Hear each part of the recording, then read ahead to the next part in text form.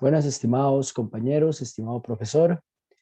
Yo vengo a hablarles sobre el metaanálisis titulado Comparación de los efectos de la tecnología isoinercial versus entrenamiento tradicional de la fuerza en el rendimiento deportivo y prevención de lesiones. Este metaanálisis proviene de la revista Sociedad Holística, fue publicado en el año 2020 y lo expone Fernando Vilches. Como introducción al tema, es importante entender lo que es una contracción excéntrica. La tensión muscular se da cuando el músculo se está alargando. La tecnología isoinercial trabaja con cargas excéntricas, lo cual ya se sabe que es sumamente efectivo en la mejora de la salud, la mejora de la fuerza, por medio del rendimiento, ¿verdad? Y prevención de lesión. Se sabe que por medio de la contracción excéntrica podemos conseguir mayores adaptaciones a nivel de hipertrofia y potencia muscular. Hay un dato muy interesante que es que Hansberg y Peer Tech en su tesis doctoral desarrollaron un dispositivo de entrenamiento que es el isoinercial, donde pudieran trabajar la fuerza sin depender de la gravedad. Como solución, lo que hicieron ante la pérdida de masa muscular y densidad ósea que tienen los astronautas en el espacio, pensaron en este dispositivo y efectivamente ayudó muchísimo con el tema de la masa muscular y densidad ósea. Para explicar un poco, esta tecnología utiliza un volante de inercia, el cual mediante una contracción concéntrica, el cual lo que va a generar es la activación del dispositivo, se ejerce un movimiento de inercia rotacional, el cual cuando finaliza el recorrido debe ser desacelerado en la fase excéntrica del movimiento, generando una carga excéntrica muscular. Eso quiere decir que en todas las fases de movimiento va a haber contracción muscular. El objetivo de este estudio es comparar la efectividad del entrenamiento excéntrico isoinercial y tradicional de la fuerza sobre las capacidades determinantes del rendimiento y la prevención de lesión en deporte. Recordemos que las capacidades determinantes del rendimiento son fuerza, velocidad y prevención de lesión. Okay, esas tres cositas las vamos a tener siempre presentes a la hora de hablar de este metaanálisis. El entrenamiento isoinercial es sumamente nuevo como alternativa en el rendimiento, por lo que es importante indagar más en este tema, ya que nosotros como futuros entrenadores vamos a querer siempre utilizar estrategias de entrenamiento que estén validadas. De esa forma vamos a poder darle un mejor tratamiento a nuestros atletas. Por eso es importante este estudio, porque nos permite validar aún más este tipo de entrenamiento. Vamos a resumir un poco lo que es la metodología. Este estudio se realizó siguiendo los lineamientos para revisiones sistemáticas y metaanálisis Prisma en ciencias de la salud. Toma en cuenta artículos publicados del 2015 en adelante en idiomas como inglés, español y portugués. Aparte de eso, se apoyaron en bases de datos como Scopus, PubMed y ScienceDirect. Dentro de los términos que emplearon como palabras clave, encontramos la palabra eccentric overload, isoinertial, flywheel, cortical pulley, en combinación con injury probation, velocity y power, que son las tres variables, change of direction, y todos finalizando en sports. Dentro de los criterios de exclusión, podemos ver que se utilizaron únicamente estudios publicados en idiomas castellano, portugués e inglés. Los sujetos sí o sí debían ser deportistas y tenían que realizar una intervención o tratamiento mínimo de 4 semanas. Aparte de eso, la inclusión de grupo experimental de los dispositivos isoinerciales para poder ver los resultados. Por otra parte, para llegar al metaanálisis se tuvieron que hacer otros filtros un poco más exhaustivos. Por ejemplo, evaluaron dos grupos, los cuales uno debía ser experimental, sí o sí. Aplicaron pretest y posttest a ambos grupos y debían mostrar los datos de pre y post-test en ambos grupos necesarios para el análisis estadístico. Como podemos ver, ese cuadrito lo que nos dice, esta figura, lo que nos dice es ese proceso precisamente, nos lo resume. Habla sobre una muestra final de artículos incluidos de 27, Podemos ver más o menos cómo fue el proceso de identificación, el filtrado, la elegibilidad y la inclusión, que fue cuando ya escogemos los artículos o los estudios que vamos a utilizar. Aquí podemos ver lo que es el cuadro que se utilizó para la recolección de datos de la parte cualitativa del estudio. Podemos ver que en ese cuadro tenemos datos como el autor, sujetos, diseño experimental, intervención, test y resultados. A partir de ahí, como podemos observar, se va generando la lista de estudios y podemos ir comparando.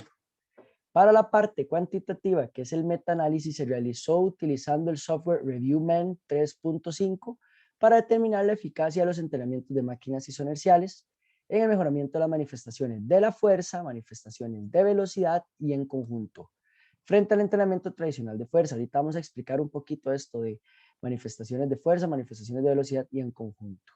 Antes que nada, podemos ver abajo en la esquina inferior derecha el forest plot, donde quiero recalcar una cosa, y eso es un pequeño repaso.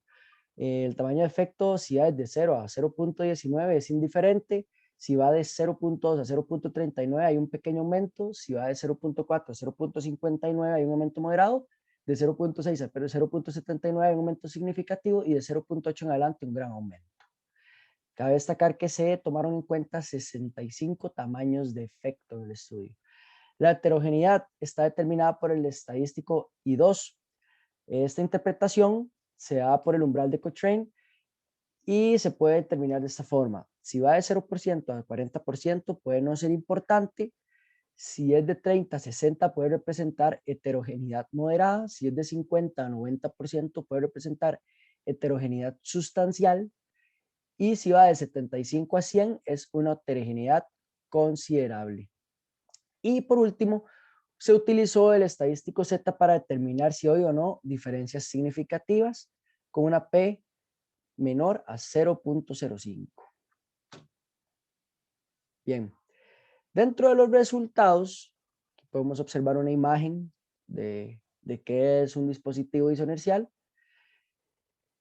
y encontramos que en los resultados el metaanálisis de los subgrupos en conjunto con un intervalo de confianza del 95%, índice de corrección del 95%, demostraron diferencias significativas en el mejoramiento de las capacidades de rendimiento, favoreciendo el uso de dispositivos isoinerciales versus tradicionales en un pequeño aumento. Ya lo habíamos explicado antes, por eso lo expliqué antes, para poder llevar todo asociado, ¿verdad? Donde podemos ver un 0.39 en el tamaño de efecto con un 95% en el índice de corrección, que va en intervalo de 0.29 a 0.48. Ahora bien, de manera separada, la categoría de fuerza se demostraron diferencias estadísticamente significativas con una P igual a 0.04, la cual es menor a 0.05. La fuerza se favorece con el uso de dispositivos isoinerciales versus tradicionales en un pequeño aumento de 0.29 de tamaño de efecto con 95% índice de corrección en un intervalo de 0.01 a 0.57. Y se presentó una heterogeneidad no significativa que nos dice que tiene un I2 de 36%. La potencia demostró diferencias estadísticamente significativas con una Z igual a 6.95, una P de menor a 0.00001, la cual es menor a 0.05, favoreciendo el aumento de la potencia en gran medida con el uso de dispositivos isoinerciales versus tradicionales en un gran aumento con un 0.91 de tamaño de efecto con, ya lo mencionamos antes, 95% índice de corrección y un intervalo de 0.65 a 1.17. Y se presentó una heterogeneidad no significativa con un I2 del 35%. En el salto existen diferencias estadísticamente significativas con una Z de 3.01, una P de 0.003, que es menor a 0.05, y no presenta heterogeneidad con un I de 0%. El aumento del salto beneficia el uso de dispositivos inerciales y tradicionales con un pequeño aumento. Como podemos ver, 0.28 de tamaño de efecto con un 95% de índice de corrección, intervalo de 0.10 a 0.47. Además, ya hablando específicamente de los de velocidad, podemos ver los cambios de dirección, que es una de nuestras variables que tiene una Z de 3.90. Quiere decir que una P menor a 0.0001, lo cual es menor a 0.05, demostraron que existen diferencias estadísticamente significativas favoreciendo el uso de los dispositivos isoinerciales versus tradicionales en una mejora en el cambio de dirección en un aumento moderado. Podemos ver 0.50 de tamaño de efecto con un 95% del índice de corrección y un intervalo que va entre 0.25 y 0.76. No se presentó una heterogeneidad significativa con un I2 del 21%. Ahora bien, por otro lado, la capacidad de repetir sprints, podemos ver ahí, tiene un I2 del 0%, el azar es el responsable de la variabilidad, no presenta heterogeneidad, no se presentaron diferencias estadísticamente significativas y la diferencia entre el uso de los dispositivos inerciales versus tradicionales es indiferente. ¿Por qué? Porque tienen un tamaño de efecto de 0.16 y un índice de corrección de 95% con un intervalo entre menos 0.18 y 0.51. Por otra parte, en la velocidad no existen diferencias estadísticamente significativas con una Z igual a 1.63, donde sabemos que P es igual a 0.10, lo cual es mayor a 0.05, lo que dice que no se presenta heterogeneidad, con un I2 del 0%. La diferencia entre la mejora de velocidad es trivial entre el uso de los dispositivos inerciales versus tradicionales con un efecto indiferente de 0.19 con un intervalo de menos 0.04 a 0.42. Aquí podemos observar el gráfico de embudo, el cual es simétrico y lo que nos indica que hay una distribución bastante igual de los estudios, como podemos observar. El metaanálisis de los subgrupos para las manifestaciones de la fuerza con intervalo de confianza del 95%, se tomaron en cuenta 38 tamaños de efecto y demostraron diferencias significativas en el mejoramiento de las capacidades de rendimiento, favoreciendo el uso de dispositivos inerciales versus tradicionales con un aumento moderado, que va de 0.45 de tamaño de efecto con un 95% de índice de corrección y un intervalo que va de 0.32 a 0.58. Y por otra parte, podemos ver que el metaanálisis de los subgrupos para las manifestaciones de velocidad con un intervalo de confianza de 95%, dice de corrección de 95%, y que, el cual toma en cuenta 27 tamaños de efecto, demostraron diferencias significativas en el mejoramiento de las capacidades de rendimiento, favoreciendo el uso de dispositivos isoinerciales versus tradicionales en un pequeño aumento, que va en 0.30 de tamaño de efecto, 95% índice de corrección e intervalo de 0.15 a 0.45. Ok, en conclusión, el entrenamiento con dispositivos isoinerciales es un medio muy efectivo para el aumento de la potencia en comparación con los entrenamientos tradicionales cuando aplicamos programas superiores específicamente a 4 semanas. O por otra parte, el entrenamiento isoinercial presenta pequeñas mejoras en la comparación con el entrenamiento tradicional en la fuerza y salto de los deportistas. O sea, los beneficios son muchos. Se debe abarcar a mayor profundidad si el entrenamiento isoinercial presenta mayores efectos en la prevención de lesiones, ya que se desconoce mucha literatura por ese lado. Y siempre va a ser positivo saber más acerca de prevención de lesión, ¿verdad? Y el entrenamiento con cargas isoinerciales es un medio efectivo para la mejora del rendimiento deportivo y la prevención de lesiones, presentando mejoras superiores a entrenamientos tradicionales, lo que nos indica que básicamente es una estrategia de entrenamiento sumamente beneficiosa, que inclusive nos beneficia más que el entrenamiento tradicional. Espero que les haya gustado. Muchísimas gracias por su atención. Bendiciones.